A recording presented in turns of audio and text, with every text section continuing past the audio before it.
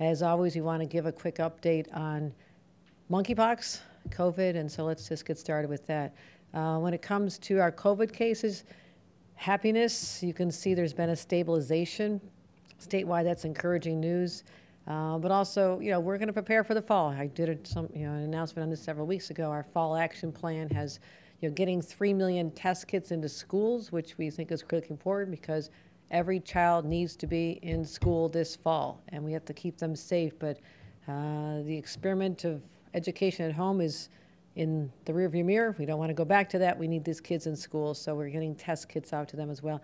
Our PPE stockpile, again, with foreign supply chains that have only worsened since the pandemic, we're also building up our reserves, as well as promoting boosters, vaccines, testing, and treatments. And our cases, again, stabilizing most places, but we continue to monitor. As soon as there's a little shift, we launch into action and find out what's going on there, making sure that people are getting all the supplies of vaccines and booster shots they need. Also, the monkeypox outbreak, as you know, we announced a declaration of emergency, and here's why. We're seeing higher cases. You can see them across the state, about 1,617, growing quickly, and we'll be talking about our vaccination allocation as well. We have about 170,000 to date, making sure that we're receiving our fair share. As I mentioned before, this is a conversation I've had with the White House. They originally were allocating based on population.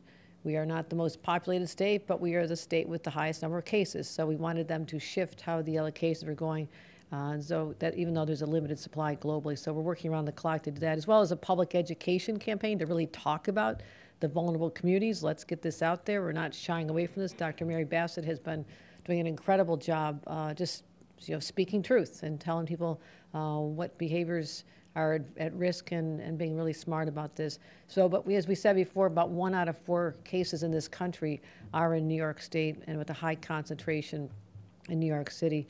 So, the reason we declared a declaration of emergency, it allows us to respond more quickly. What does that look like?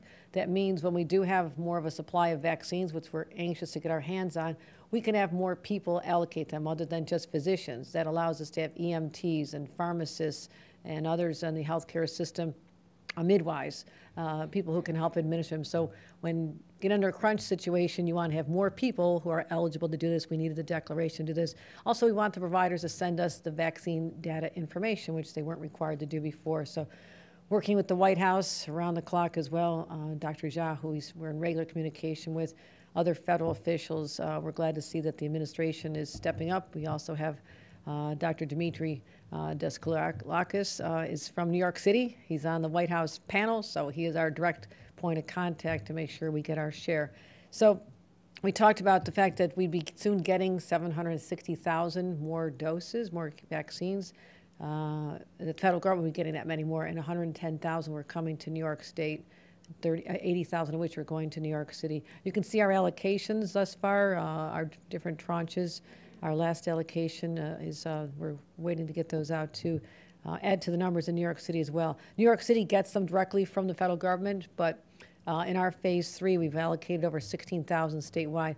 We're going to be doing about another 12,000 more, and I'm allocating an additional 4,000 to the city on top of what they're getting from the federal government. So that's what we're looking at the disease burden, where it's most concentrated, and we're being really smart about that. So we're confronting this outbreak with the urgency that it requires, our full-on attention, and trying to protect the communities and getting the vaccines out there.